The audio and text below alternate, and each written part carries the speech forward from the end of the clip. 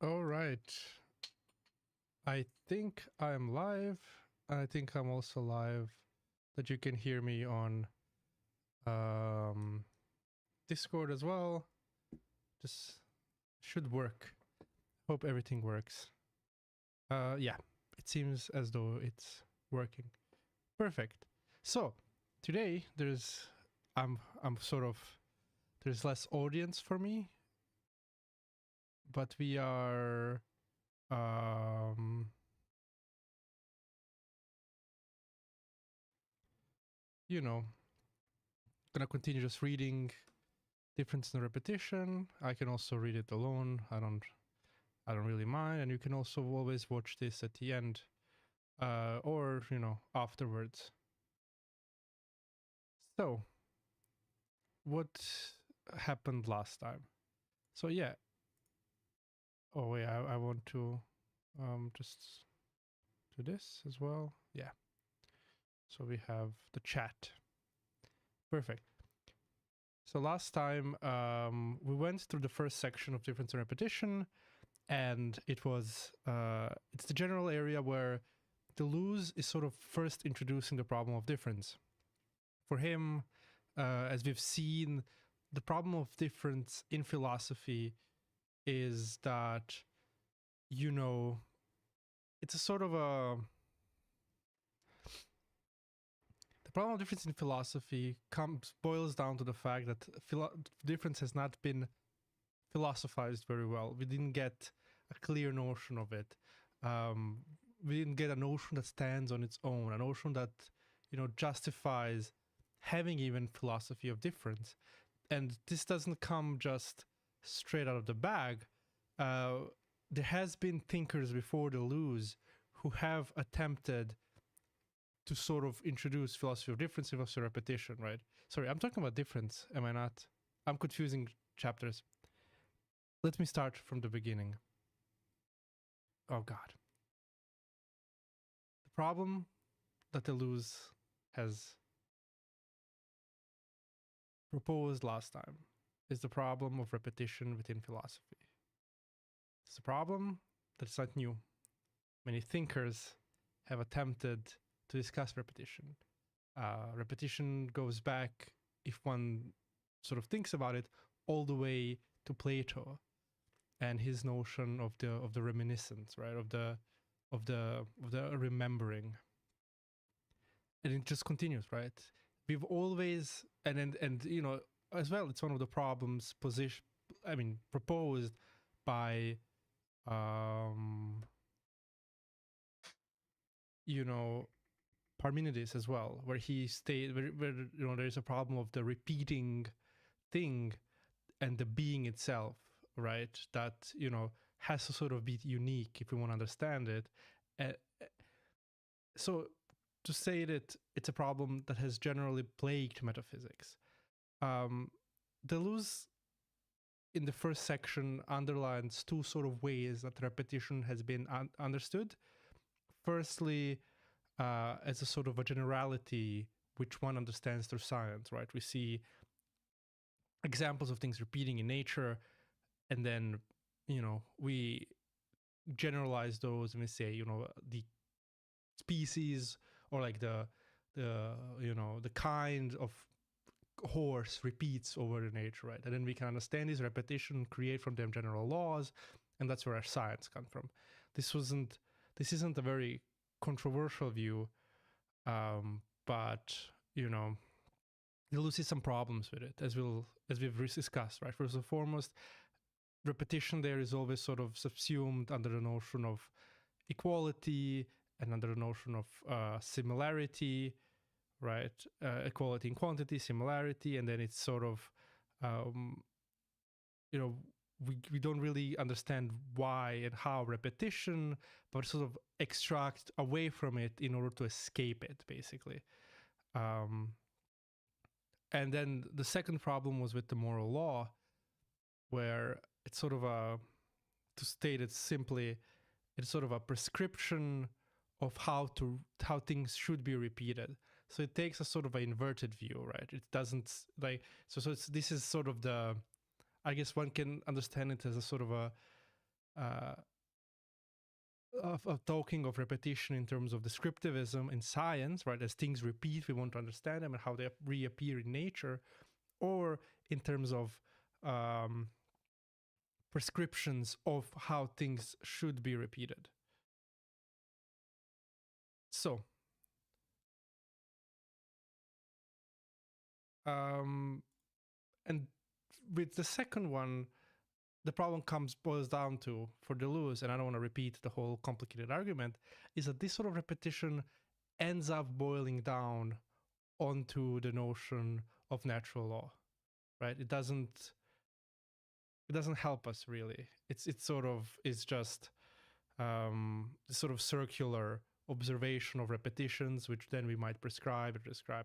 You know, his jump is a bit weird. He goes to Bergson there and says, you know, hey, the like we first sort of understand habits and look at them and describe them as sort of in this notion of generality, but then we impose morality not as sort of this new repetition, but as the habit of ascribing habits. So, you know, the question for Deleuze is then, at the end of these, right, how can one think of repetition both in moral terms and in scientific terms, sort of descriptive terms, away from these, the way in which it has been stuck thus far. I've basically, that's the summary, right? And in this section, we will be looking at another way of theorizing repetition, right? So Deleuze is already jumping right after having some critiques, establishing this problem, general problem of way in which repetition fails as a generality. We jump into the problem, the solutions that some of the thinkers have posited. Now, and this is important, this is not directly Deleuze's thought. This is the things that he appreciates in other thinkers. And then later, as the book develops, and this chapter as well, we will see some of the solutions he proposes, right? But this is not yet it. It is just a proposition of a different way of thinking on repetition, right? So again, a quick summary. Repetition has problems when it is assigned to the notion of generality, right? Either you generally see things repeating and you abstract from it to create things and to create science, right? It can even be scientific law, which prescribes sort of a generality of prescription, describes sort of a generality that happens in nature and that is bound and expected to happen. Or you look at it prescriptively and try to understand repetition as sort of this things to be repeated, as in like Kantian categorical imperative, like how to repeat actions so that they are, underlined by sort of justified repetition. That also fails because it boils down to this connecting repetition to generality that Deleuze sees as undermining repetition for the sake of the abstraction of generalities themselves. And these are some of the solutions he sees. So I have my book open, right? Before that, is there any questions?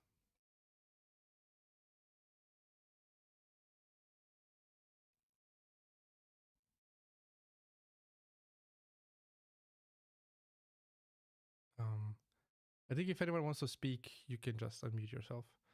And also interrupt me. I don't mind being interrupted. But I don't think I will hear you unmute yourself, because last time I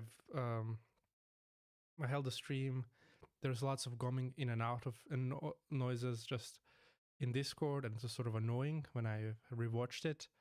And I think it's just better to have Discord muted, and then I will, you just speak and interrupt me. It will not be announced for me. Right. Okay, so let's start with his new with this new section. And it's quite short. It's only 5 pages long. So I think we can just read as and comment as we go, just like general close reading style, which I'm not going to be doing for every section because some sections are quite long. Oh yeah, and I guess I also forgot to say this. My plan here is to do one section a week. If you go back, and the question is, what do I mean by sections? If you go back to the beginning of the book, by this translation I'm using from, so you see, I can't see it here. All right, it's a bit different in my German version. So I guess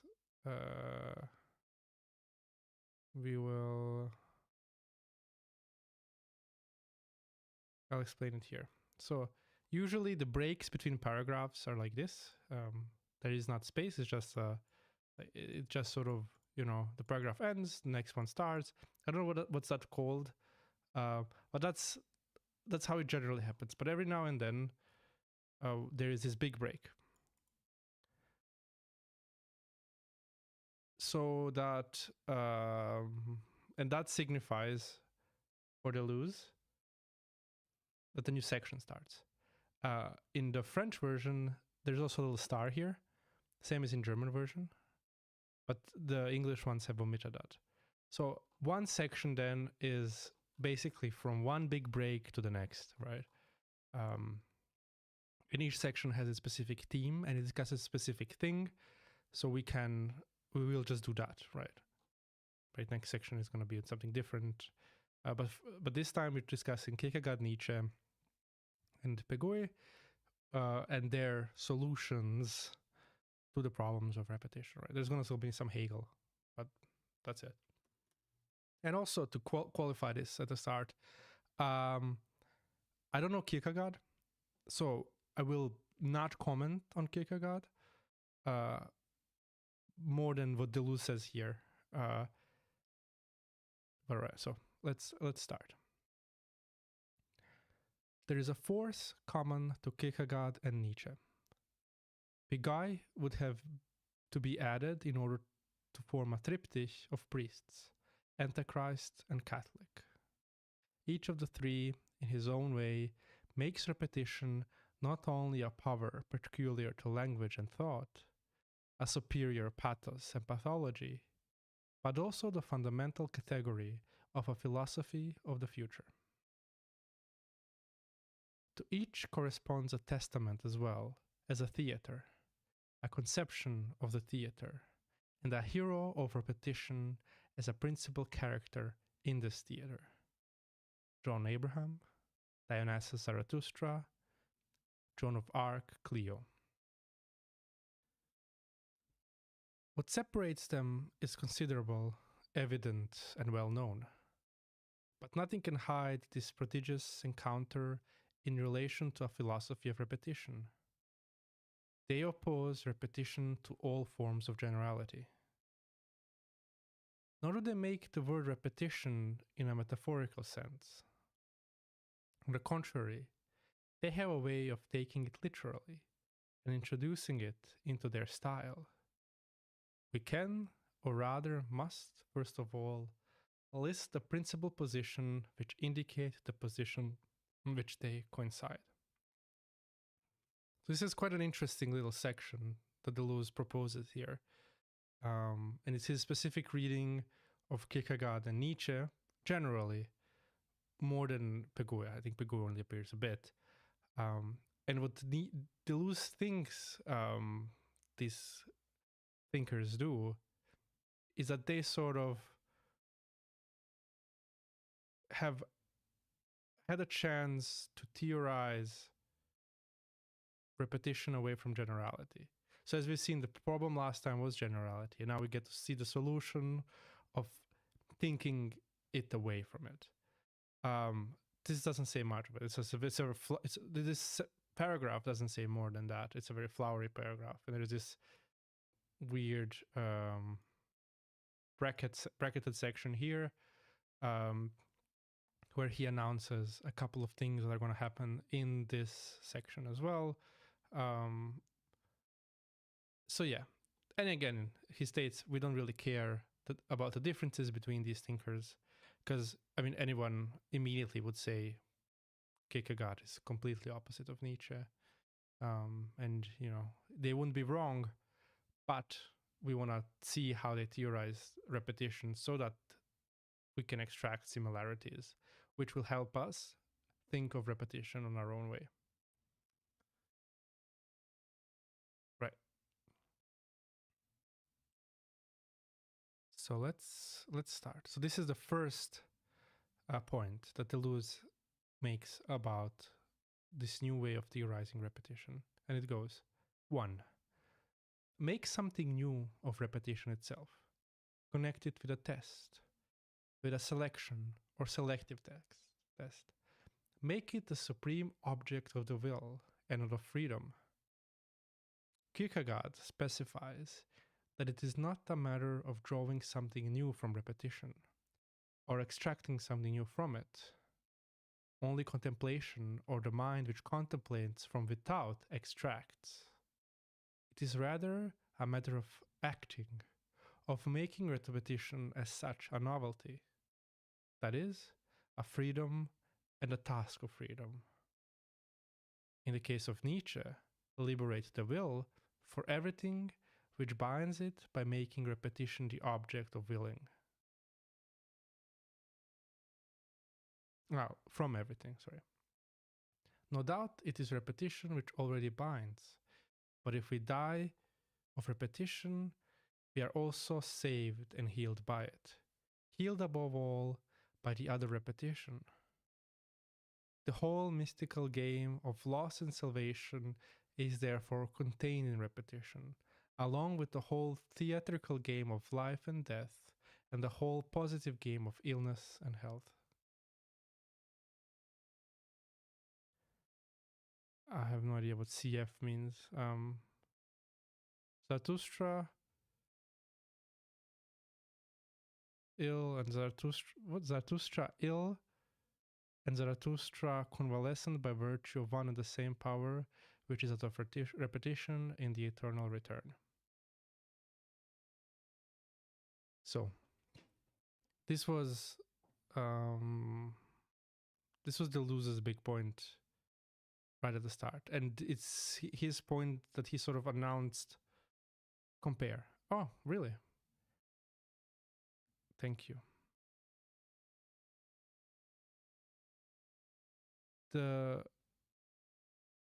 In the last section, Deleuze sort of makes a very weird statement almost in the first paragraph, and he says, hey, repetition is not generality, repetition pertains to singularities.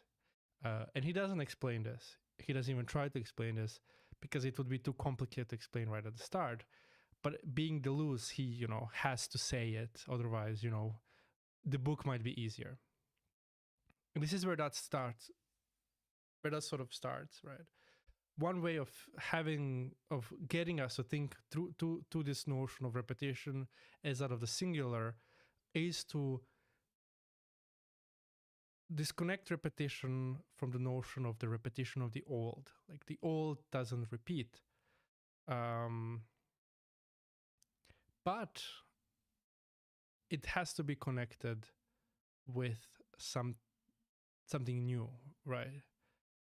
And this might sound paradoxical like a bit at the beginning, and it surely is, and that's the point, right?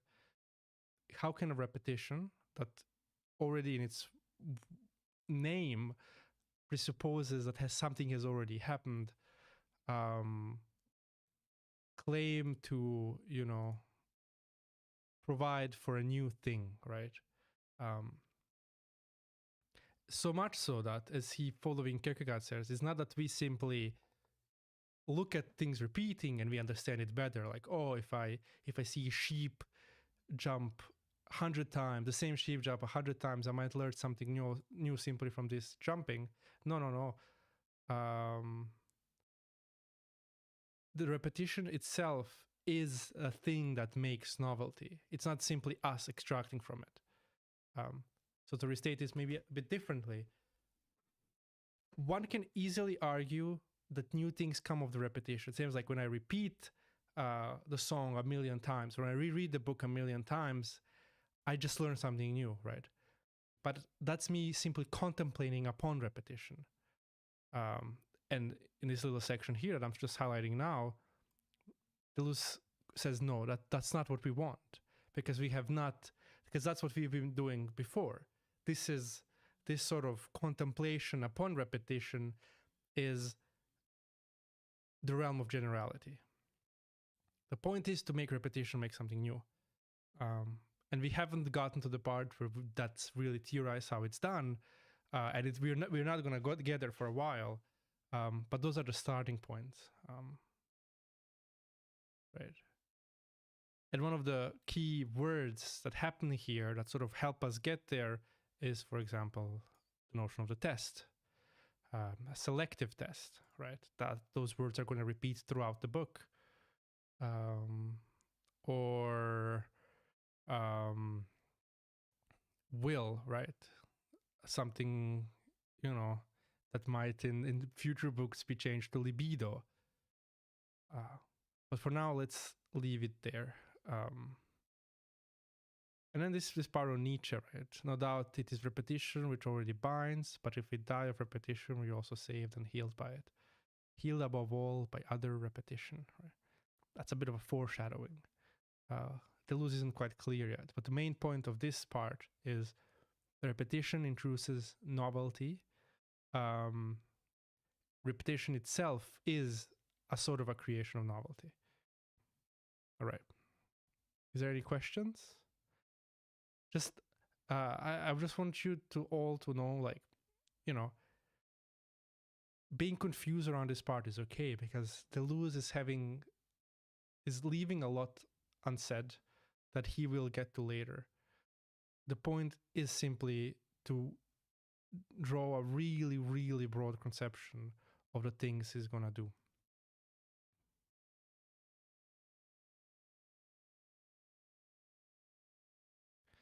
All right. Number 2.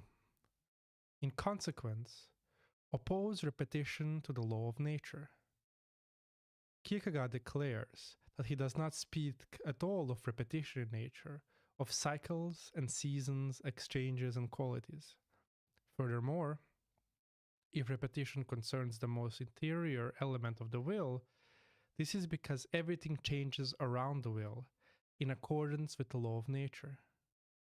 According to the law of nature, repetition is impossible.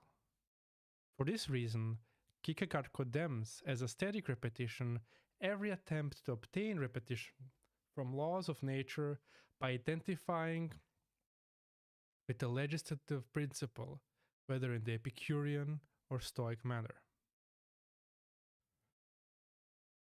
It will be said that the situation is not so clear with Nietzsche.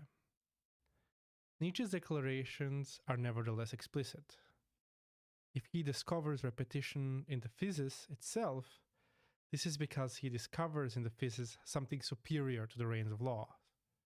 A will willing itself through all change, a power opposed to a law, an interior of the earth opposed to the law of its surface. Nietzsche opposes his hypothesis to the cyclical hypothesis.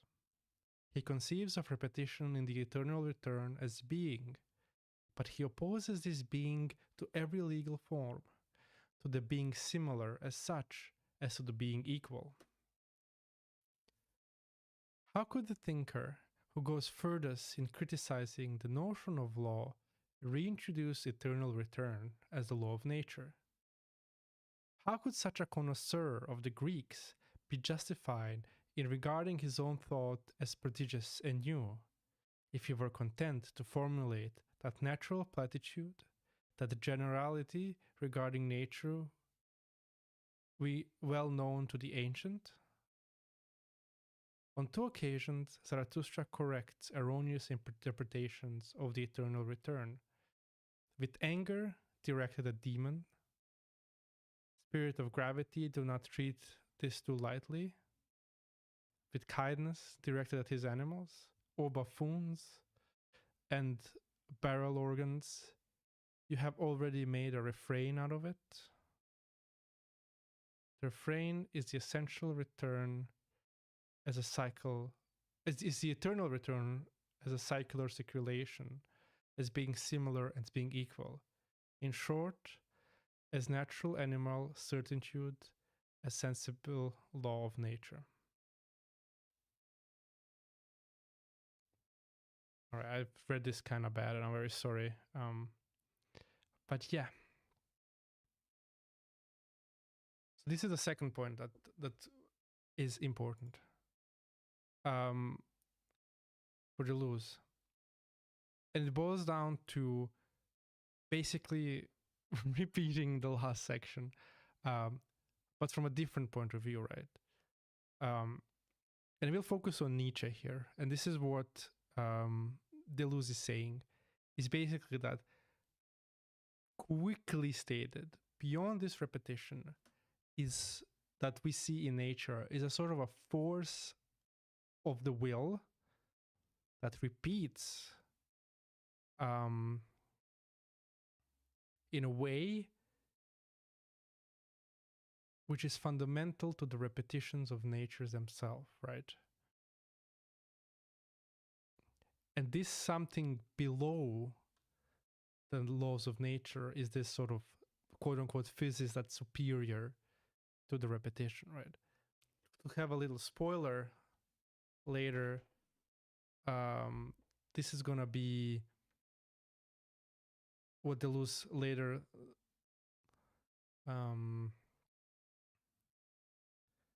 where Deleuze later differentiates between veiled and bare repetition, right? One of them being more fundamental than the other.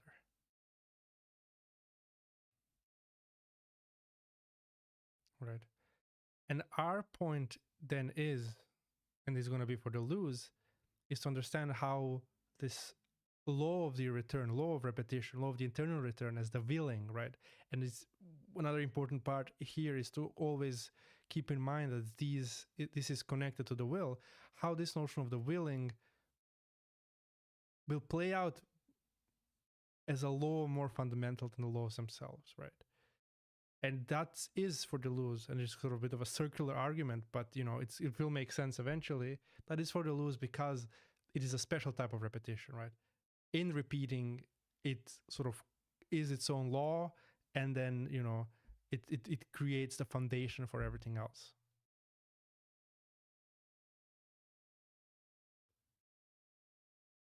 I hope that's clear. Is there any questions? So I'm going over this very broadly. I'm not getting into the examples that Deleuze himself uses explicitly. Like we could talk about the Zarathustra's. Oh, is my text not in stream? I'm sorry.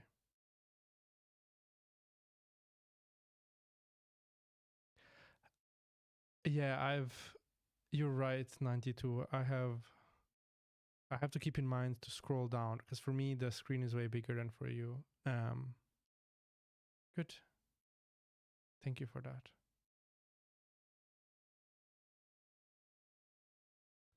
I have just to make sure to see where exactly it's showing. All right, so it's the upper part.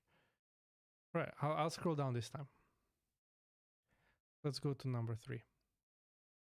Oppose repetition to moral law, to the point when it becomes suspension of ethics, a thought beyond good and evil.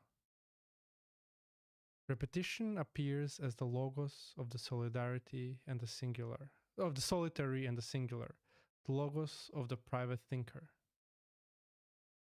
But Kierkegaard and Nietzsche developed the opposition between the private thinker, the thinker comet and bearer of repetition, and the public professor and the doctor of law, whose second-hand discourse proceeds by mediation and finds its moralizing source in the new generality of concepts. Compare Kierkegaard against Hegel, Nietzsche against Kant and Hegel, and from this point of view, Pegoy against the Sorbonne. Job is infinite contestation, and Abraham infinite resignation. But these are one and the same thing. Stream is paused. The stream on Discord?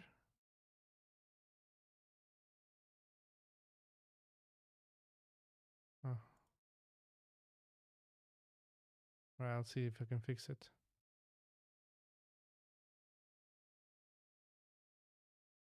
Should be back now. No idea why it's paused. All right, I'm sorry. I'm having a bunch of technical problems. Right, but I'll remember to scroll now at least. Good, thank you. Job is the infinite contestation and Abraham infinite resignation. But these are one and the same thing. Job challenges the law in an ironic manner, refusing all second-hand explanation and dismissing the general in order to reach the most singular as principle or as universal. Abraham submits humorously to the law, but finds in that submission precisely the singularity of his only son, whom the law commanded him to sacrifice. As Kierkegaard understands it, repetition is the transcendent correlate shared by the psychical intentions of contestation and resignation. We rediscover the two aspects in Pegoy, dabbling of Joan of Arc and Gervais. In Nietzsche's striking atheism, hatred of the law, and amor fati, love of fate, aggression and acquiescence are the two faces of Zarathustra, gathered from the Bible and turned back against it. Further, in a certain sense, one can see Zarathustra's moral test of repetition as competing with Kant. The Eternal Return says, whatever you will it in such a manner that you also will its eternal return. There is a formalism here, which overturns Kant on his own ground, a test which goes further since, instead of relating repetition to a suspension, to a supposed moral law, it seems to make repetition itself only form of law beyond morality. In reality, however, things are even more complicated. The form of the repetition in the eternal return is the brutal form of the immediate, that of the universal and the singular reunited, which dethrones every general law, dissolves the meditation, and annihilates the particulars subjected to the law. Just as irony and black humor are combined in Zarathustra, so there is within the law and beyond the law united in the eternal return.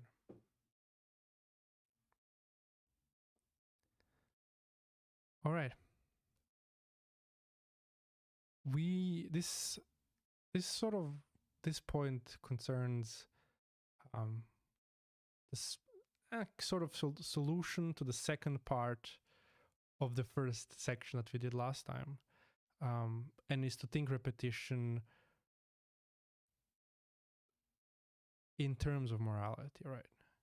Because, and this is the thing that that will become clearer, but this whole book, and especially sort of the pair repetition and difference that Deleuze introduces in it, and he's rethinking of it, is a way to rethink the whole philosophy, and also an ethics.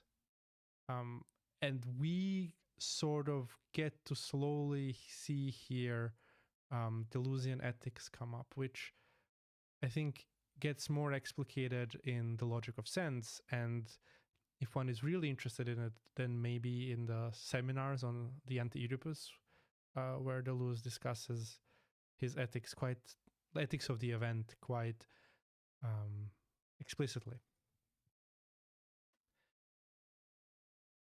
But the thing that reappears here again and let's go back to Nietzsche.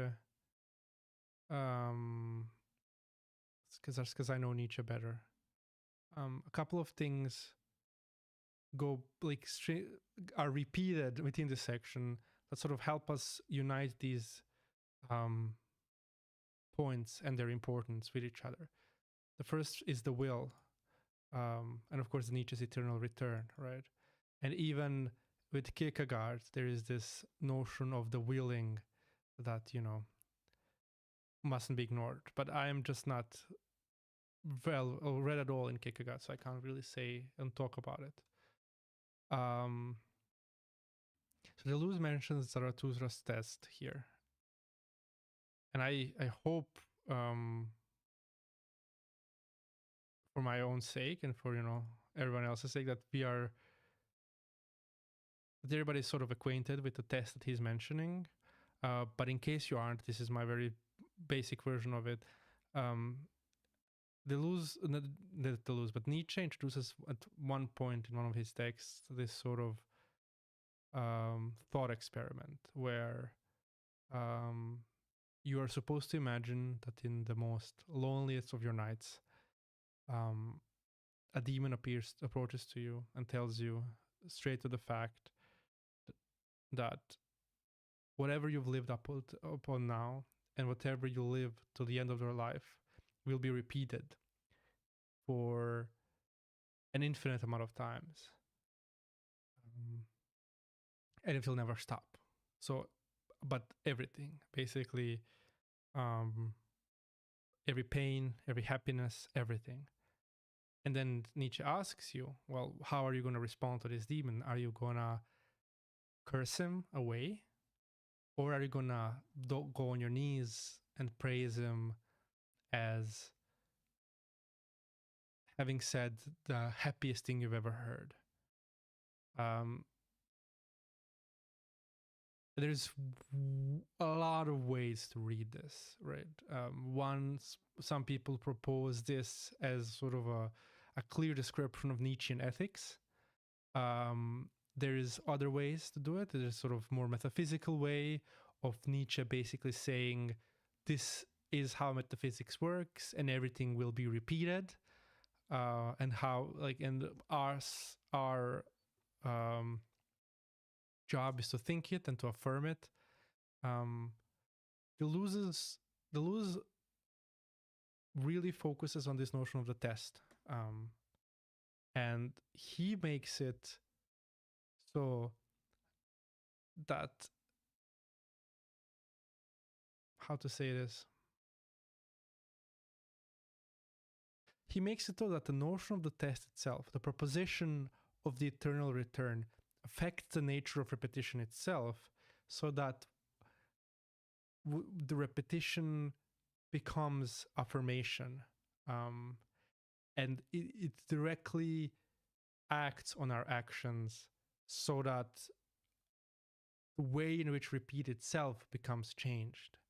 And this is the moral problem. So let's go back and think about Kant for a second. In his categorical imperative, Kant basically says that whatever you do,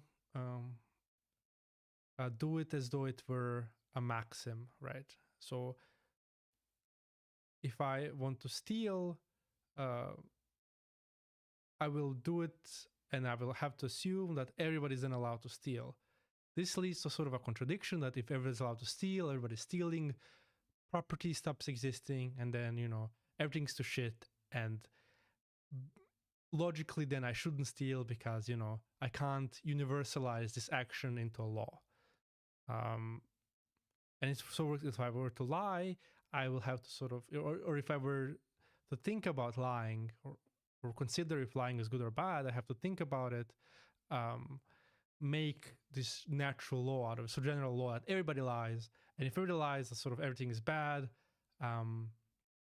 And, you know, that leads to an immediate contradiction. And I basically have to admit, yeah, I shouldn't lie because things would just be shitty. And that's the sort of the test that Kant gives us. Nietzsche, and this is Deleuze's reading, inverts that, right? And it's not only Deleuze's reading, just so you know. Nietzsche gives us a different test. He just says, imagine that whatever you choose next, you will have to repeat for an infinity amount of times. Everything you do from now on, everything you do from this fact, from the moment that you know that you have that there is an eternal return, you will have to do it again and again and again and again. So this sort of affects the way that in which we think about actions of the future. If I have to repeat every action, if I'm cognizant about the fact that every action in the future will be repeated forever, that makes that gives weight to all of my choices, to an infinite power, because I am affirming everything I do up to an infinity.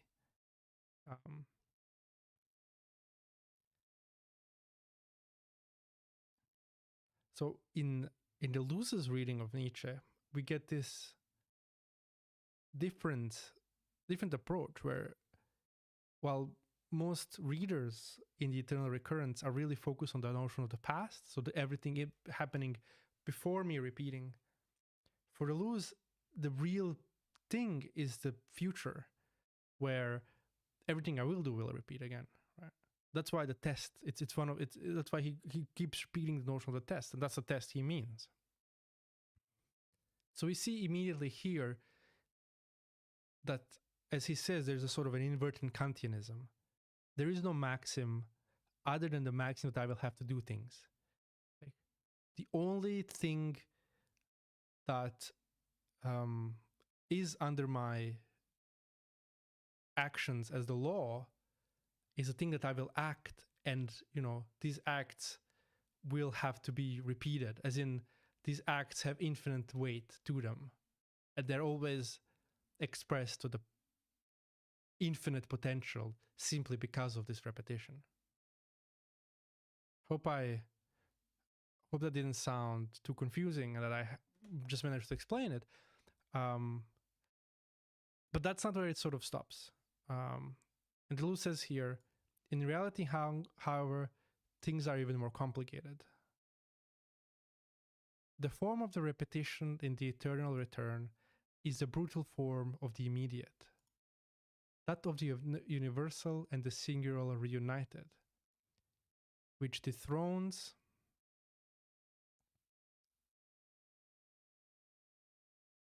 every general law, dissolves the mediation, and annihilates the particulars subjected to the law. So what does this mean? So Deleuze is here introducing more metaphysical terms, right? So the eternal return itself isn't simply this ethical test, right? It is that, and that's how the reading starts, is how it started here. But it has also this power to transgress every law itself, to slip underneath, to change the way in which sort of general notions, philosophy itself has functioned, and it does so, as he describes, both within and beyond, in this sort of irony and humor sort of sense, which we discussed last time. So I will not go over that again. Right, and it also does it so immediately, which means that the eternal return. So it means a couple of things, as we'll see. But first, and I think most importantly, it means that this eternal return as a metaphysical force happens before any mediation happens. There is no, it's before cognition, or is pre-cognitive in a way. What that exactly means, we'll get to it in a bit, but just keep it in mind that more than simply this test, Deleuze sees within the eternal return a sort of a way in which the nature itself, or everything, sort of escaped being subsumed under strict general notions or concepts. And if you think about the notion of novelty beforehand, in this way, repetition is a production of novelty itself.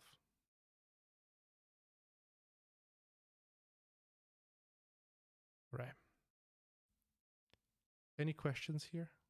I know this is all complicated and we're sort of discussing it through, and I'm leaving a lot of it unsaid, and I might not be the best at explaining this either way. But again, I'm sort of thinking here through the book as we are reading it. So to repeat quickly, we thus far have seen three major components of this new thinking of repetition, right? Repetition as connected to novelty.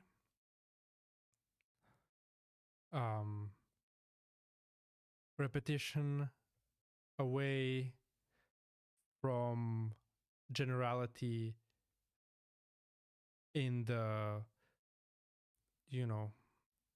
scientific way of doing it, which and in then like the repetition is connected to the notion of the will, the notion of change, the notion of laws that are below the laws themselves, right?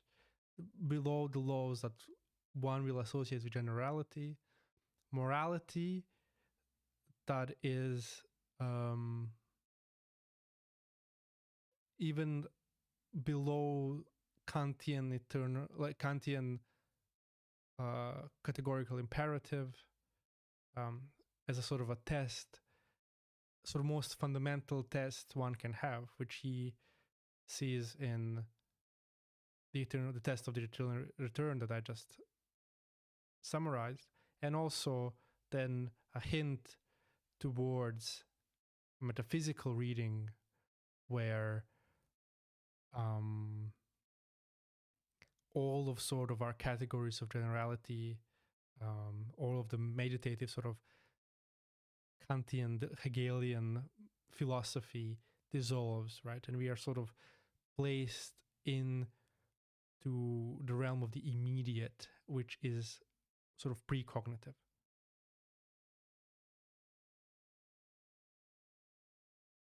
All right.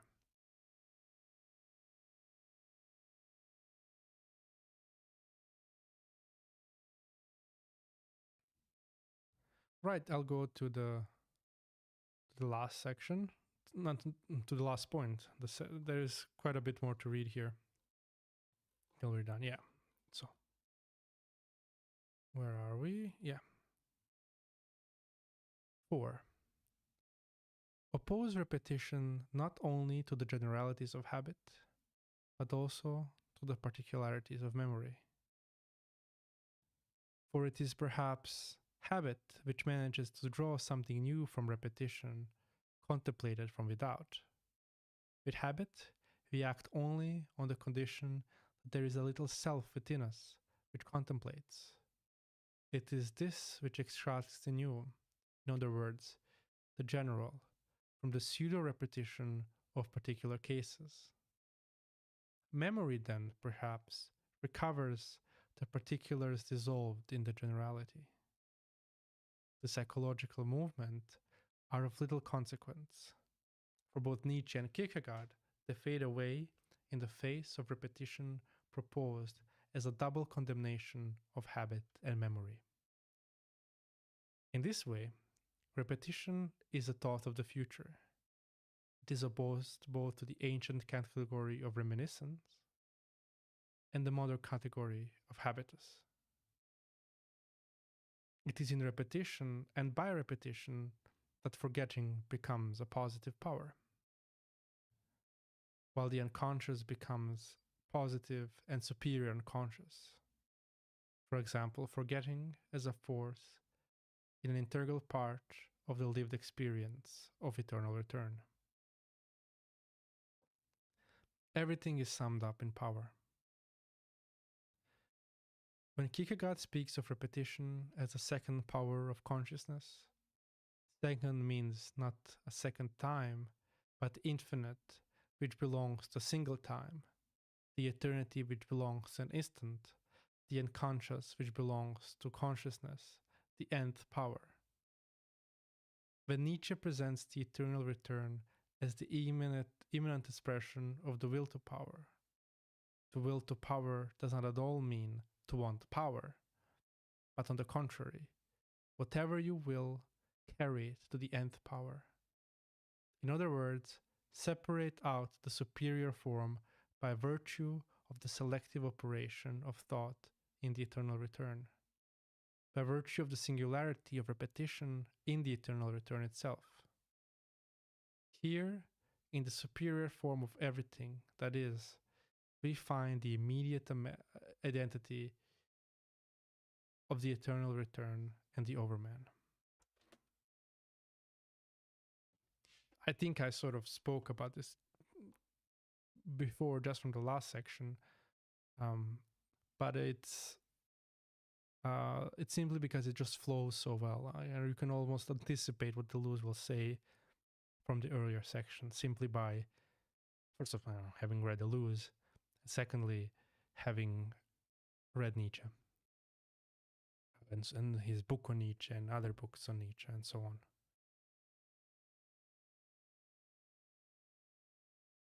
Right. So this is our last point. And it bears down onto everything said so far. But the most important section here, the addition here, is that Deleuze describes the way in which, so actually quasi describes the way in which the new appears within this repetition. Through Kierkegaard, he explains this as raising consciousness to the nth power. Through Nietzsche, he explains it as the will to power, that as the will which selects that which will be repeated by an eternal return. It selects singularities which are to be repeated again and sort of renewed, right?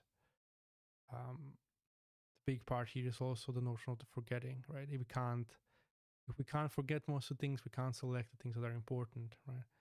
Just think of the test in general that Nietzsche has described, and imagine yourself not being able to forget anything that you've done before. The selection immediately falls apart, because whatever you want to will that's new or that's different, or that then respects this will to affirm everything to the nth power, you're simply repeating what you already done. The test has done nothing. So forgetting has this positive power in Nietzsche as well. And I'm sure that's not where he talks about forgetting specifically, but we can apply it. And I think it works very well here.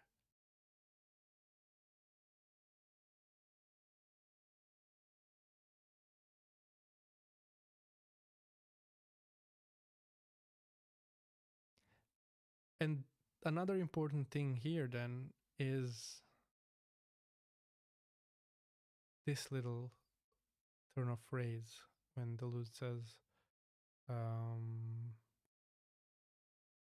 in other words, separate out the superior form by virtue of the selective operation of thought in the eternal return, by virtue of the singularity of repetition in the eternal return itself.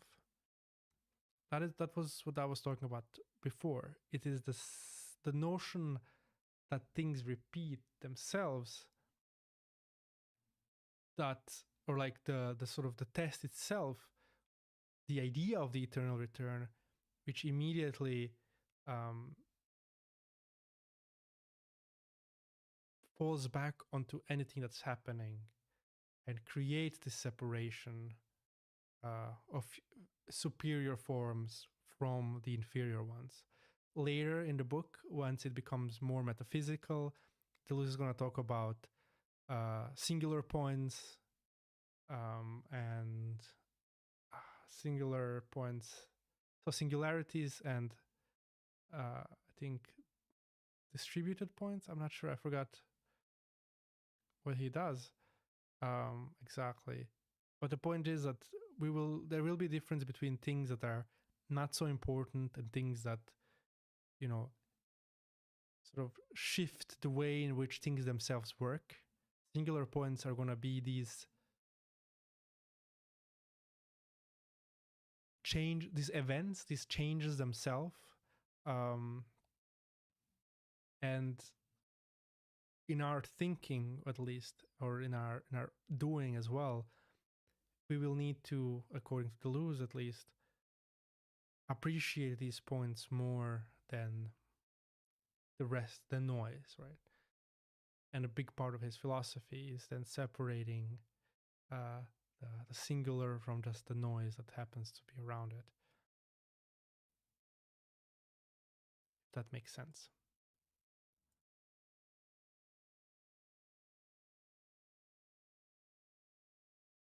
But to be sure that you know this, this sort of test that Deleuze is proposing is not a sort of a conscious test. It's not like, I think there is an ethical framework to it that one can follow, even in Deleuze, but it's not simply, you haven't just understood him if you understand it simply psychologically and like, oh, I just have to choose the best, and that's already sort of the repetition Deleuze is talking about. Not really. The eternal return here, as we'll see, like it's going to come up in a bit, it's going to come out in this chapter again, and then later in chapter 2, is more of a fundamental force of nature. And thought itself, right? It's this repetition that, you know, provides for the possibility to think something new itself. So we are sort of, when we are working within this framework of the eternal return for Deleuze, we are doing it so unconsciously, right? Or like if you're thinking, well, it is already implicated in our thought itself, and Deleuze is simply here describing it. All right, is there any questions?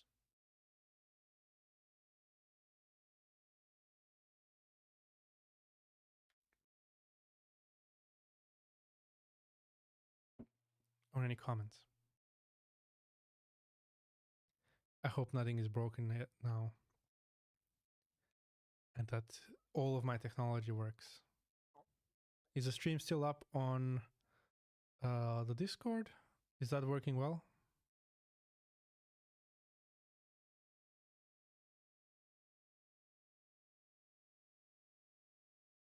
Looks to be so. Thank you.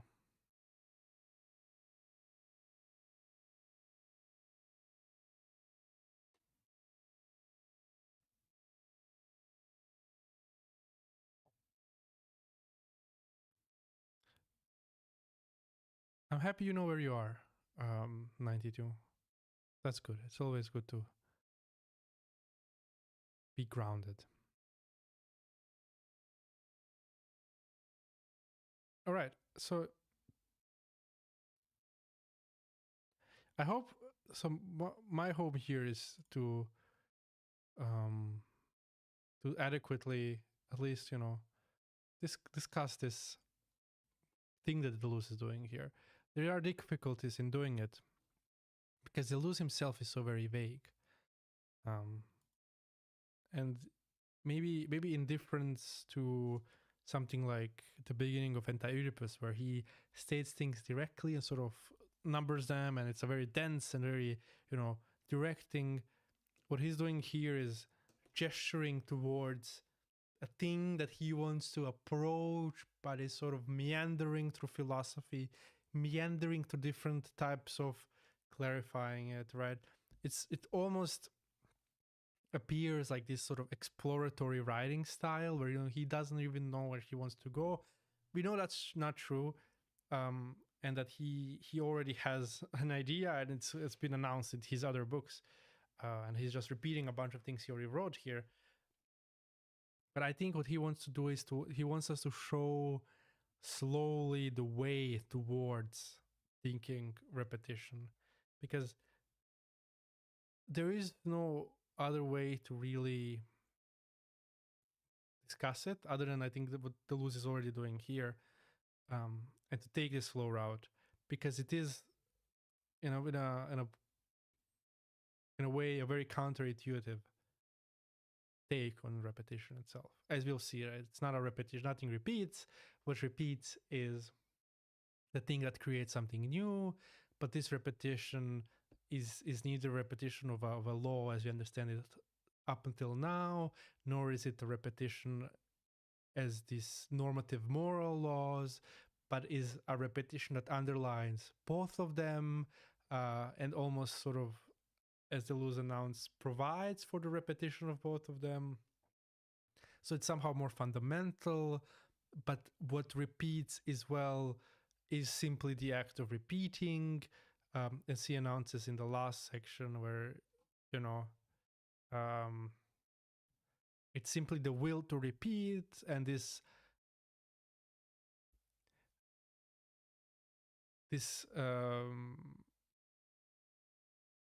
like repetition, or like this singularity that happens within repetition itself, creates new, right, by separating forms.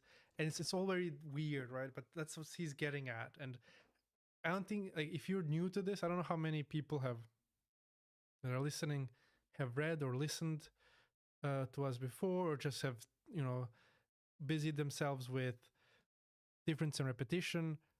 But it should be confusing for now, and I hope that's clear. Like, Deleuze isn't being clear here. So if you're confused, you're not the only one, because there were still no definitions happening. Deleuze didn't define anything. He's simply meandering through thoughts on repetition, right? Before, in the last session, he was doing that using science and morality and the notion of generality. Here, he's proposing a different view of repetition through Nietzsche and Kierkegaard without, determining it completely. And most of the chapter is gonna, this introductory chapter that we're reading, like not just this section, but the whole of is gonna just be doing that, sort of like walking through the repetition. How many pages do we have left? 1, 2, 3, 4. Okay.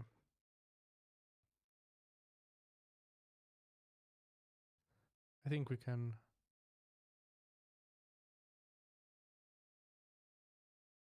go on. I don't see any comments, and nobody's asking any questions. You can also ask in the YouTube chat if you have anything. I see the messages. Right. Let's go on. We are not suggesting any resemblance whatsoever between Nietzsche's Dionysus and Kierkegaard's God. On the contrary, we believe that the difference is insurmountable. But this is all the more reason to ask why their coincidence concerning this fundamental objective, the theorem of repetition, even... Sorry. I had a bunch of air in my throat. But this is all the more reason to ask why their coincidence concerning this fundamental objective, the theme of repetition, even though they understand this objective differently. Kierkegaard and Nietzsche are among those who bring to philosophy new means of expression. In relation to them, we speak readily of an overcoming of philosophy.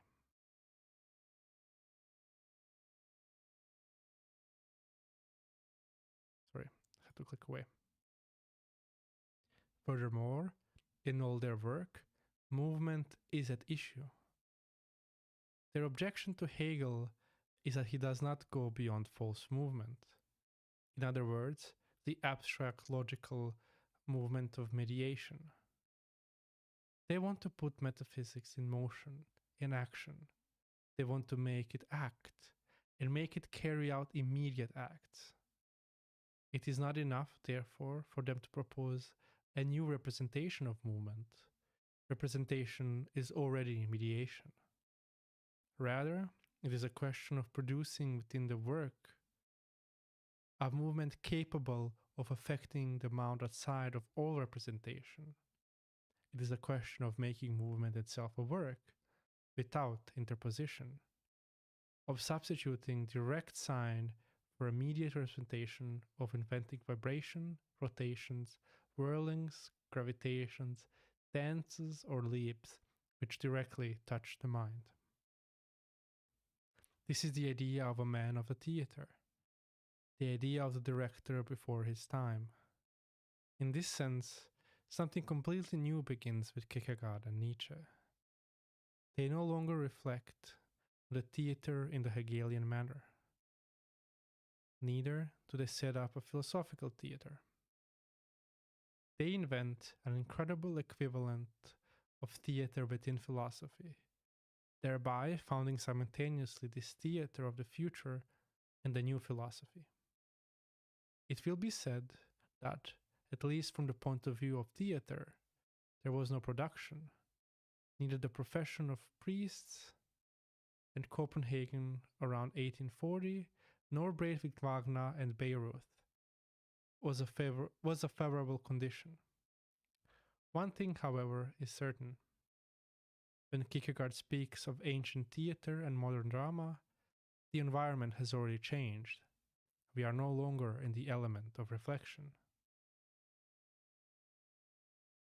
We find here a thinker who lives the problem of masks, who experiences the inner emptiness of masks and seeks to fill it, to complete it, albeit with the absolutely different, that is, by putting into it all difference between the finite and the infinite, thereby creating the idea of a theater of humor and of fate. When Kierkegaard explains the night of fate, that the night of fate so resembles a bourgeois on his Sunday best as to be capable of be mistaken for one, this philosophical instruction must be taken as a remark of a director showing how the night of fate should be played. When he comments on the Job or Abraham, when he imagines the variations of Agnes and the Triton, he rewrites the tale in a manner which is clearly that of a scenario. Mozart music resonates even in Abraham and Job. It is a matter of leaping to the tune of this music. I look only at movements is the language of a director who poses the highest theatrical problem, the problem of a movement which would directly touch the soul, which would be that of the soul.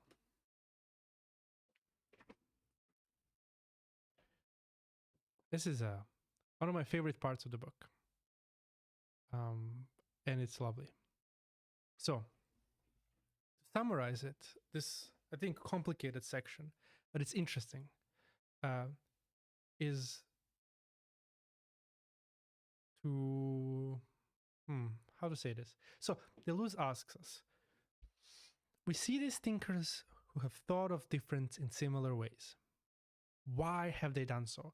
What in their own instances compels them to think of it, right? And the solution is, well, in a broad sense, they're anti-Hegelians. Or, to go away from Hegel, because, it's, the point here isn't that much Hegel, though he gets mentioned.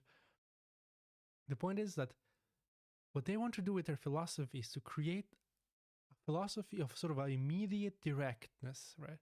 Philosophy of immediacy that directly works upon us, that works through itself and in itself, that doesn't require this complicated dialectic that was proposed by, the idealists, the Hegel and the rest. What Deleuze sees in Kierkegaard and Nietzsche is the drive for the philosophy of immediacy beyond dialectic. Um, and the way in which they do it, he says, is by pretending to be theater directors, right? By creating theaters in which certain things are set in motion, certain scripts are developed, which play out, and one follows them and thinks through them, and things happen, things affect us. Like we enter into touch with new vibrations, with they make us move differently, they move thought differently, so that we can so something new happens, right? Already sort of we are getting towards this notion of how new happens in thought through this repetition, right? It's by the following of the movements that a director has set for us, that someone like Kierkegaard has set, right? um, and has provided an example, right, of how we should play this. There is, as he says, when Kierkegaard explains the night of fate so resembles a bourgeois in his Sunday best as to be capable of being mistaken for one, this philosophical instruction must be taken as a remark of a director showing how the night of fate should be played. When we follow these thinkers, when we move through their thought, right, when they see that they have tried to construct thought itself as sort of immediacy that moves itself and that we move through, which we move following it, right? This allows us. This provides for this play area where new things can happen.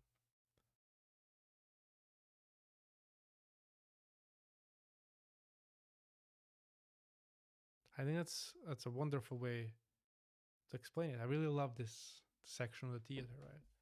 I do have my questions for it, but we'll get to it later, because for Deleuze it appears to be sort of a theater away from representation. But I think at least I have a fear that representation always sneaks back in there, especially when one plays with.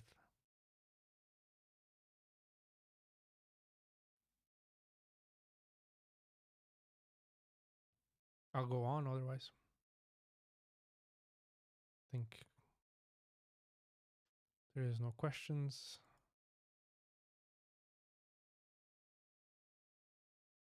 All right. I'll start from here. Even more so with Nietzsche. The birth of tragedy is not a reflection on ancient theater so much as a practical foundation of a theater of future, opening up a path along which Nietzsche still thinks it possible to push Wagner. The break with Wagner is not a matter of theory, nor of music. It concerns the respective roles of text, history, noise, music, light, song, dance, and decor in this theater of which Nietzsche dreams. This reading is a bit, but we'll let Deleuze side with it. Zarathustra incorporates the two attempts at dramatizing Empedocles. Moreover, if Bizet is better than Wagner, it is from the point of view of the theater and for Zarathustra's dances. Nietzsche's reproach to Wagner is that he inverted and distorted movements, giving us a nautical theater in which we must paddle and swim rather than one in which can walk and dance. Zarathustra is conceived entirely within philosophy, but also entirely for the stage. Everything in it is scored and visualized, put in motion and made to walk or dance. How can it be read without searching for the exact sound of cries of the higher man? How can the prologue be read without staging the episode of the tightrope walker which opens the whole story? At certain moments, it is a comic opera about terrible beginnings. And it is not by chance that Nietzsche speaks of the comic character of the Overman. Remember the song of Ariande for the mouth of the old sorcerer. Here, two masks are superimposed. That of a young woman, almost of a core, which has just been laid over the mask of the repugnant old man. The actor must play the role of an old man playing the role of the core. Here too, for Nietzsche, is a matter of filling the inner emptiness of the masks within a theatrical space, by multiplying the superimposed masks and ascribing the omnipresence of the Dionysus in that superimposition, by inserting both the infinity and the real movement and the form of the absolute difference given in the repetition of the eternal return.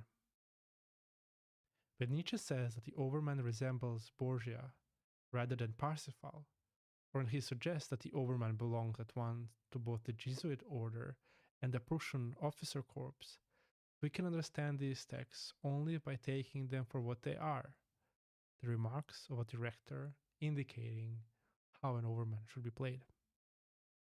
So this is just basically taking the same analysis of the thought as a theater,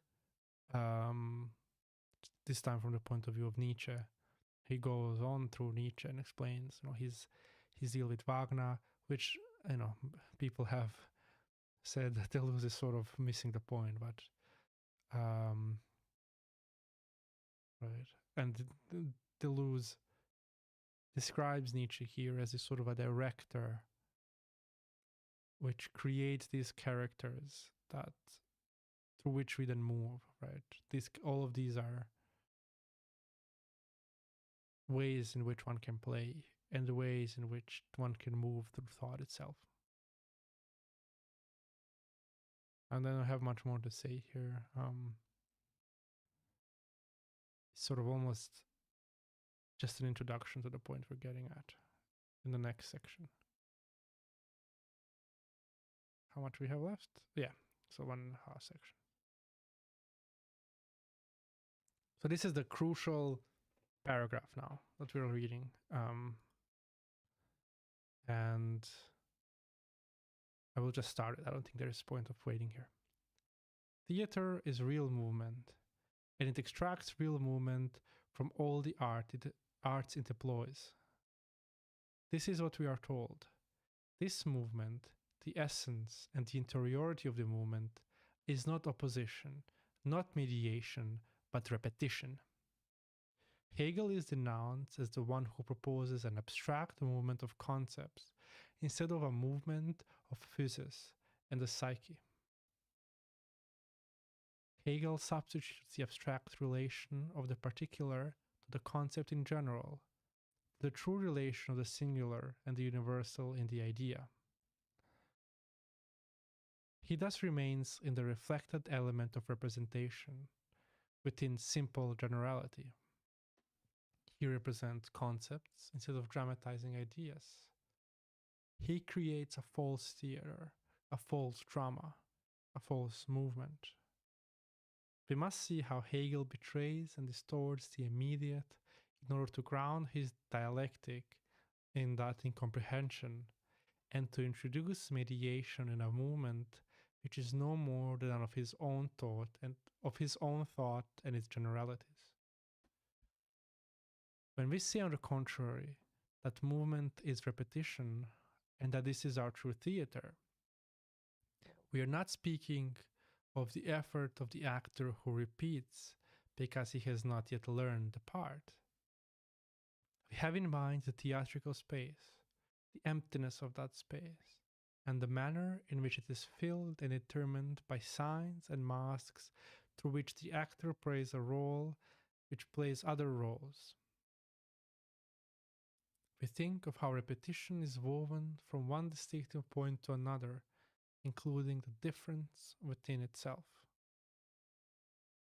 When Marx also criticizes the abstract false movement of mediation of the Hegelians, he finds himself drawn to the idea, which he indicates rather than develops, an essential theatrical idea, to the extent that history is theater. Then repetition, along with the tragic and the comic within repetition, forms a condition of movement under which the actors or the heroes produce something effectively new in history. The theater of repetition is opposed to the theater of representation, just as movement is opposed to the concept and to the representation which refers it back to the concept. In the theater of repetition, we experience pure forces, dynamic lines in space, which act without intermediary upon the spirit, and link it directly with nature and history, with language which speaks before words, which develop before organized bodies, with masks before faces, with specters and phantoms before characters. The whole apparatus of repetition is a terrible power. This is the crux of it.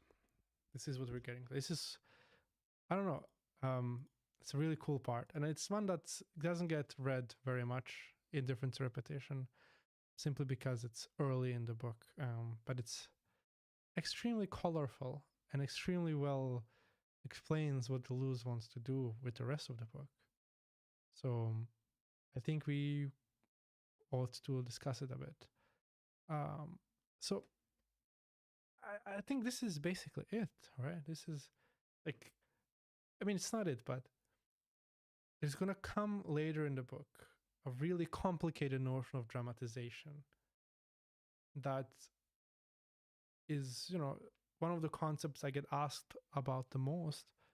This is it. It is a way of relating and creating things within a space for Deleuze, which allows movement through them. And the repetition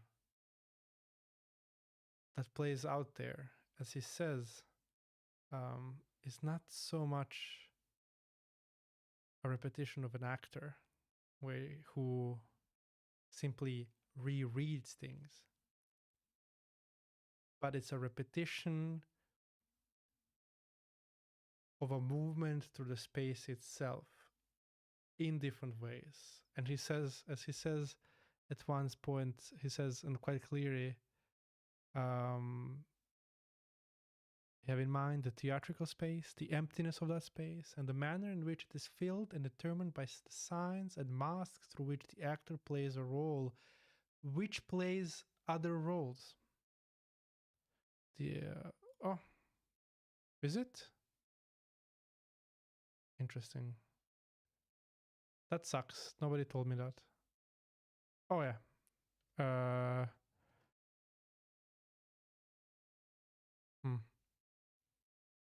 I'll try to fix it.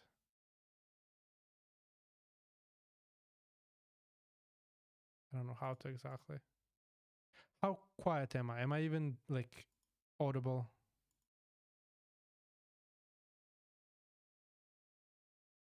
I don't know how to fix it. I can increase the volume here. Wait, I think that would be the best. Yeah, I think it's when it goes through OBS that it fucks up.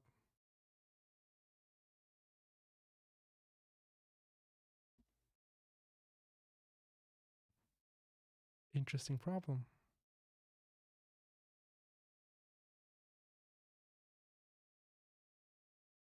And they're on full blast. All right, I'll try to relatively quiet, but okay on Discord. All right, let's try to fix that. I will be fucking around with it for a second. Just give me a second. I'll be very quiet now on Discord. I will blast it. I should be better now on YouTube. Is it better? And I hope I'm better on Discord too. But not too loud. I don't know.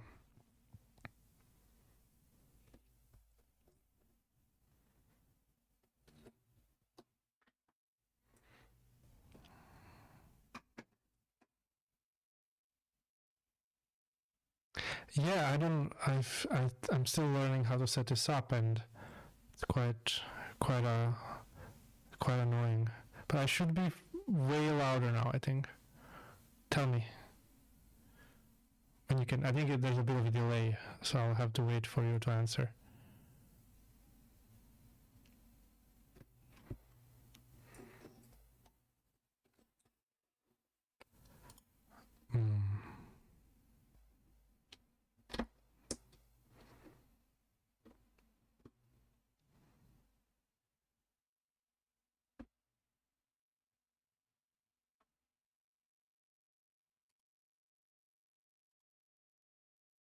Now the audio quality is bad.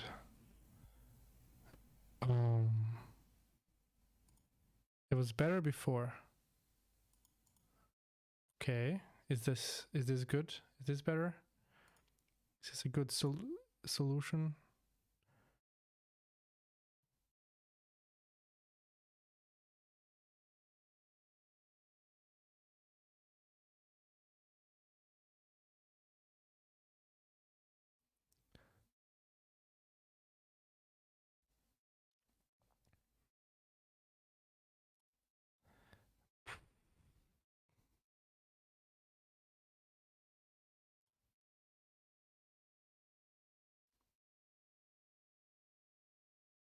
It's more quiet by way of quality, but is it audible enough?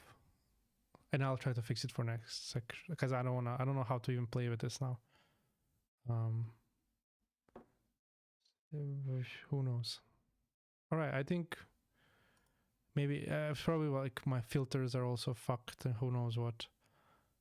I should increase my volume for Discord. Right, it should be better now.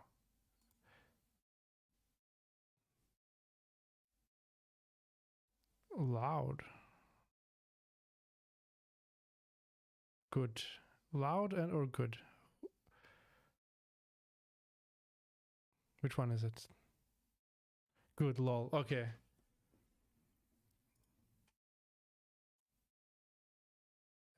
Yeah, it's my thing. Thank you, Gaius Winston. It's just that it sucks. Okay. I'll set it up for next time. Takes a bit of finicking to do. I didn't have a test. I couldn't test it to anyone, so I have to sort of go simply by trust. I don't even know how people figure this out.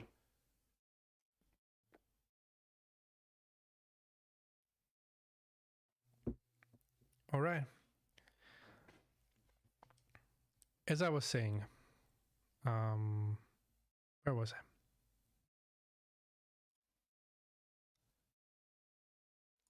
Oh yes, here.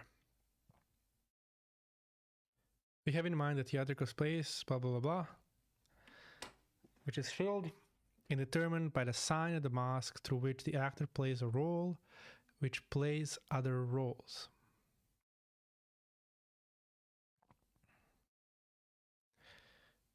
There's a sort of like a fractal thing happening there, where a role is played by, there's sort of like, as we'll see later, Deleuze say there's masks all the way down. But the point here is that the actor itself isn't the important part, right? We're not really focused on thinkers or specific points, specific concepts as such, right? But what Deleuze is proposing here, or like there is a sort of a focus on concepts, but this is not how he thinks of it in what is philosophy. This is way before. So his understanding of a concept is very rudimentary. But it's not simply names, it's not simply things, it's not simply what's going on at any specific moment, but in a way in which a whole scene, a whole theatrical space, an area is prepared through which one then can move and reconfigure things or themselves as they move through it, right? So if you think of it simply as, think of it as sort of creating specific sort of areas on a stage that make things go through them, do things, right? Like sort of like a pinball machine, right? Like a big pinball machine. And when you fire up a ball, you know, it's gonna go through this machine, but differently. And it's gonna interact with things differently, right? So the point is not to focus ourselves on the ball and simply to follow and to repeat, as you know, in the same way the movements that the ball before us has done, or that, you know, how we should do it. But for Deleuze, sort of it's the art of making the pinball machines themselves, which sort of then generate movements that do unexpected things. And is this the creation of the theater that he's interested in? Because in this theater, as he says, we experience pure forces, dynamic lines in space, which act without intermediary upon the spirit, and link directly with nature and history, with language which speaks before words, with gestures which develop organized bodies, with masks before faces, with specters and phantoms before characters. The whole apparatus of a repetition has a terrible power. And that's crucial, right? So what one creates here is sort of a theater of forces. It's like, and he's not gonna give this up, right? You might see him move away from the notion of the theater in Anti-Oedipus, like, and one, I think, you know, it's sort of natural to I forgot to switch my view, right? Let's go back to the text. All right. You might see him here, you might see, you know, this be in opposition to the notion of the theater, a critique of the theater that happens in Anti-Oedipus. But I think, you know, one can simply understand this as the same notion of production, right? What he defines, like, also what he criticizes in the theater of the psychoanalysis is the notion of the interpretation, right? But even here, we're not focused on interpretation. We are focused on movement through the theater, and then of production of theaters and sort of selection of movements through which one moves then in order to extract new movements themselves. And that's important, right? So it's sort of a different way of talking about the theater, right? It's a theater of cruelty, as he will say later in connection to Nietzsche and what's his name? What's that guy name? That Antonin Artaud. Yeah, Antonin Artaud.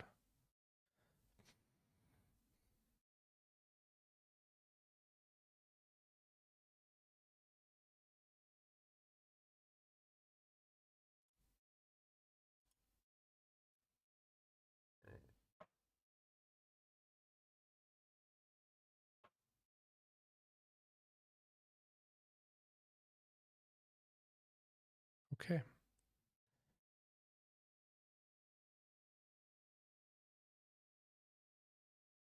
Is there anything else I want to say here? Or is there anything else anyone else wants to say here? I just love this part. It's an interesting part.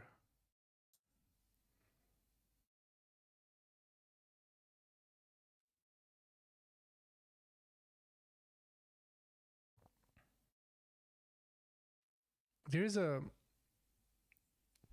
what I find interesting here, just from my own personal research, is, I mean, I'm not really sure that this theater that Deleuze is presenting exists in opposition to something like Hegelian theater. I mean,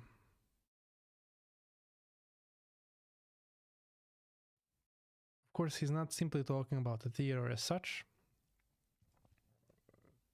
He's talking about the notion of thought itself.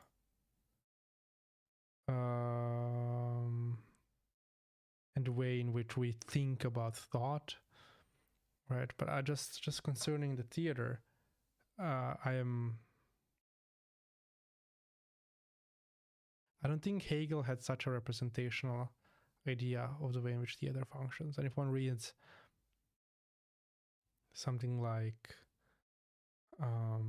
if one reads his lecture on the aesthetics, especially in the Greek theater, I think one will find something more similar to what Deleuze does than opposite to it. But again, it serves us to, to simply ignore Hegel for now and to just focus on Deleuze, because, we already are having a difficult enough time just understanding this part.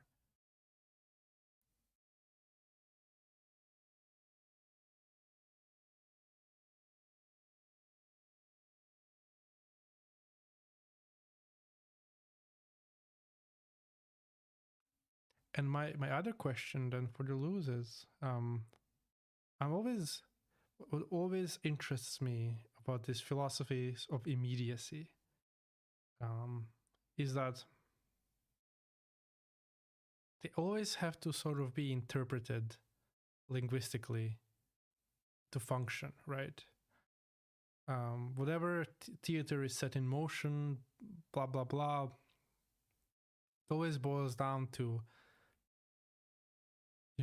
doubling up of this theater in text in order to extract something new from it.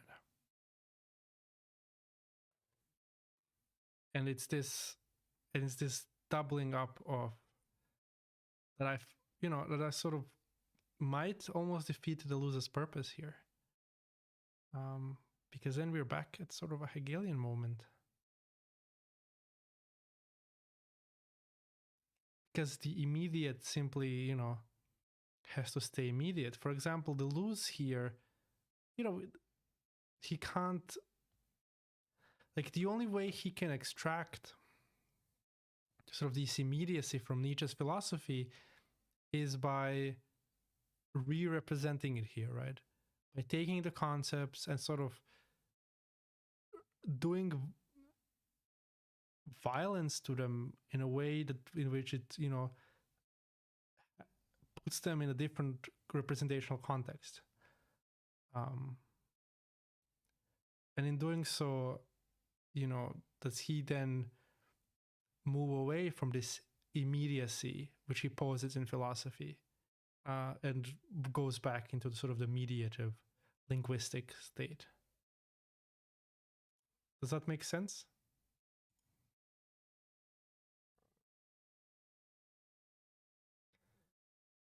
I come upon this, for example, there's a debate in which this is also very well expressed. So these are not my original ideas. I don't have original ideas. These are too complicated for me to form. And I'll be quite clear on it. So there's a famous debate between two thinkers, Didi Uberman and Jacques Rancière. And what Didi Uberman wants to do is that it's about the theory of the image, right? And Didi Uberman has this Deleuzian sort of phenomenological approach to the images, where images have powers in themselves which are immediately effective upon us. They are sort of actions in themselves. They're not passive, right? And they act to us, on us.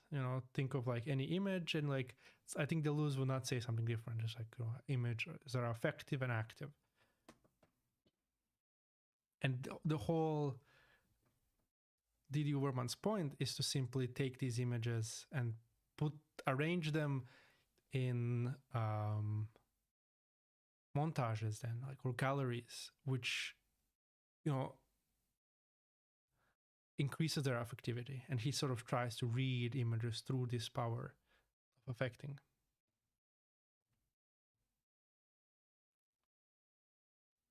And Rancière says to Didi Uberman in a letter written to him quite clearly that, Um, the only way in which Didi Uberman can make these images work, what he wants them to do, is to re-explain them in a way in which opens their affective power to us, right? Because, and this is his funny thing that he does, he criticizes Didi Uberman for necessarily always writing companion texts to these exhibitions, to these galleries, these pieces, right? For writing his companion books, the images themselves.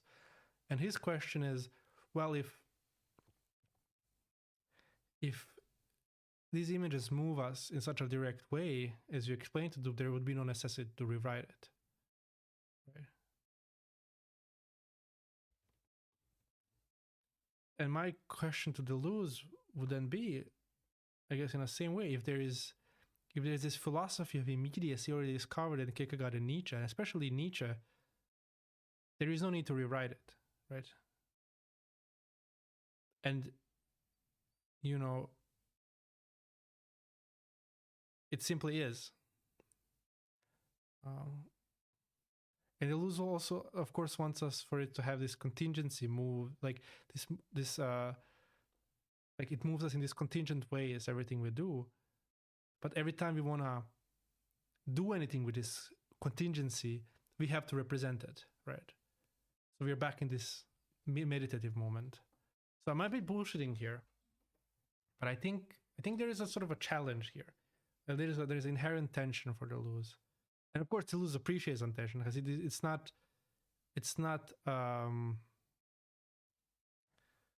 you know, he doesn't do away with representation as such. And he finds it important that there's always this tension between representation, things that can't be represented.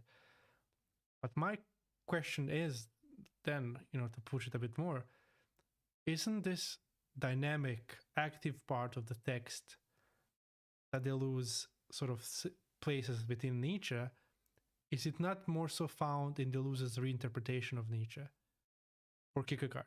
That is to say, are these active parts then not themselves found in representation, which activates them more than, we are found swimming between these parts and sort of are affected directly by them? Does it make sense to everyone? I hope it's clear what I'm saying. So the point at the end, I think, is where do we find this dynamic affectivity? Is it simply in the text itself, or like in the thoughts that produced by Nietzsche and Kierkegaard themselves, or does Deleuze have to activate it, and reinterpret it, right? And is it always this sort of act of reinterpretation that activates the potential of things? If that makes sense.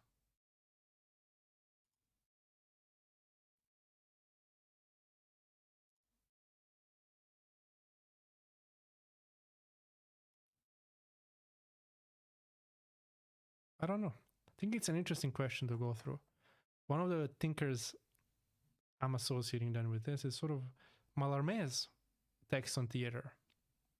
Because for Mallarmé, sort of these potentialities in a theater are completely blind to the one who doesn't know how to listen when one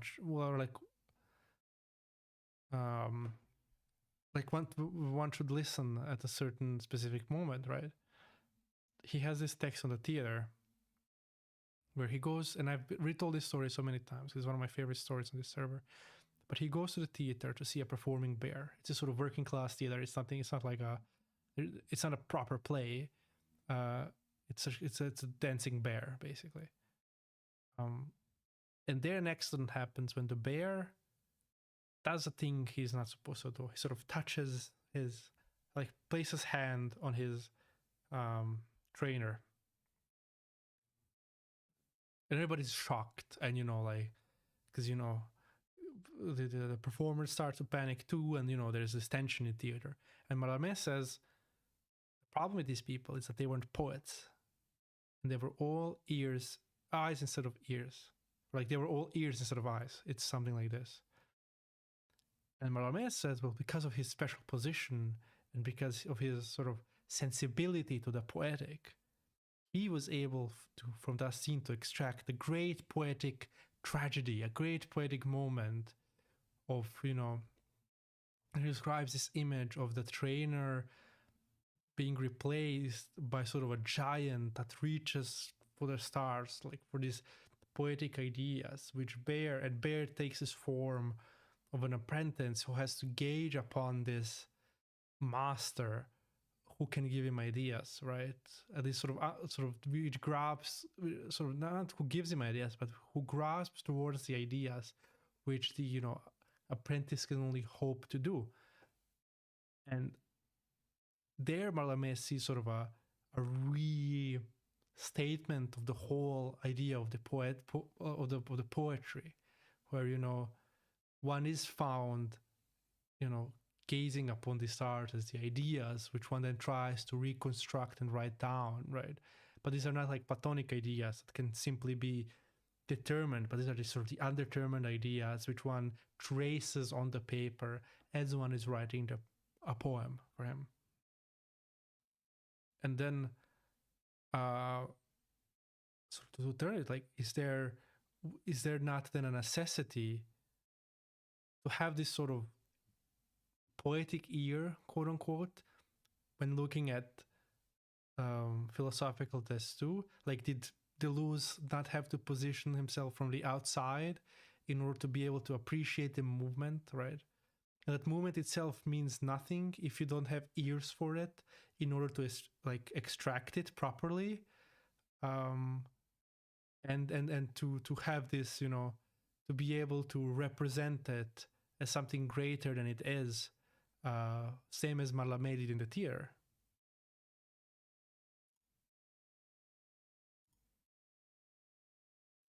So that's my ramble. Let's finish this. Hope it made sense and I wasn't just wasting your time.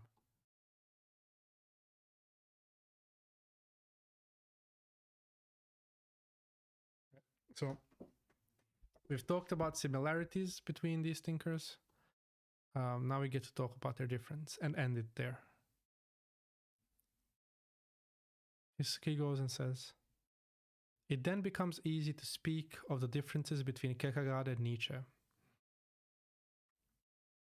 Even this question, however, must no longer be posed at the speculative level of the ultimate nature of God, of Abraham, or the Dionysus of Zarathustra. It is rather a matter of knowing what it means to produce movement, to repeat or to obtain repetition. Is it a matter of leaping, as Kierkegaard believes, or is it rather a matter of dancing, as Nietzsche thinks? He does not like the confusion of dancing and leaping. Only Zarathustra's ape, his demon, his dwarf, his buffoon leaps. Kierkegaard offers us a theater of faith. He opposes spiritual movement, the movement of faith, to the logical movement. He can thus invite us to go beyond all aesthetic repetition, beyond irony and even humor, all while painfully aware that he offers us only the aesthetic, ironic, and the humoristic images of such going beyond. With Nietzsche, it is a theater of unbelief, of movement as physis, already a theater of cruelty. Here, humor and irony are indispensable and fundamental operations of nature.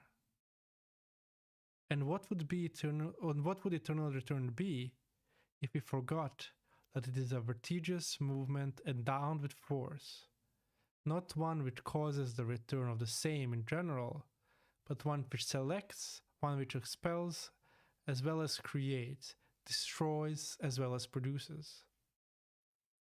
Nietzsche's leading idea is to ground the repetition in the eternal return on both the death of God and the dissolution of self. However, it's a quite different alliance in the theater of fate. Kierkegaard dreams of an alliance between a god and a self rediscovered. All sorts of differences follow.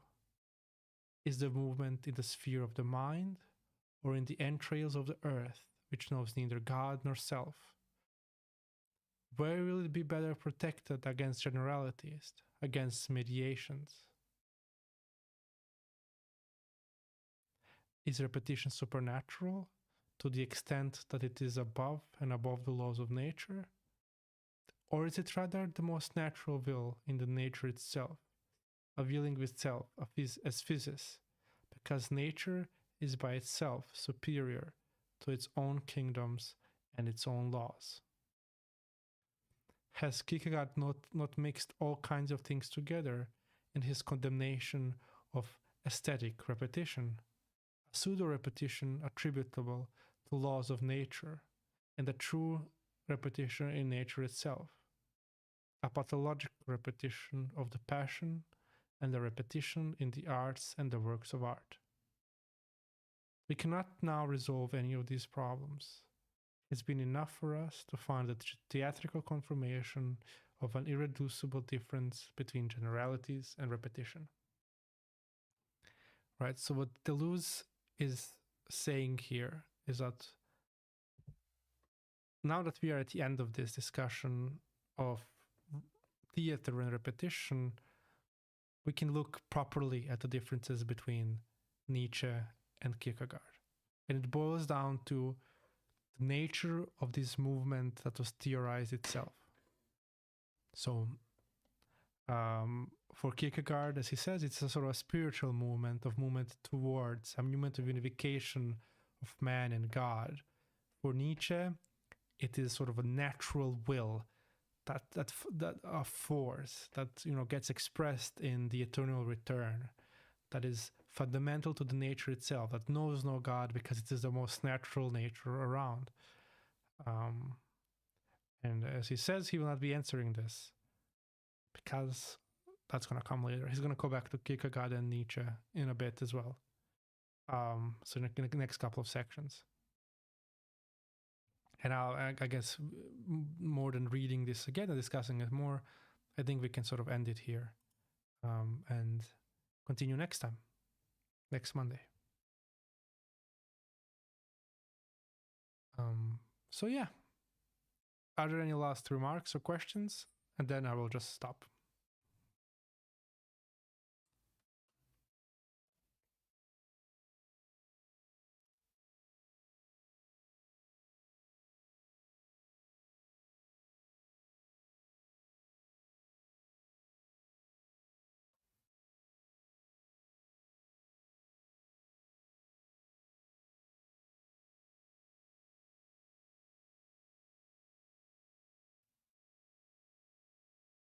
All right, I guess that's it. Thank you all for watching. Thank you for the people that watch on YouTube. Thank you for staying with me as I learned to speak by myself mostly and to discuss this book. It's not always very smooth. It takes some time to learn how to do this. I'm usually in dialogue with people, and I hope you learned something.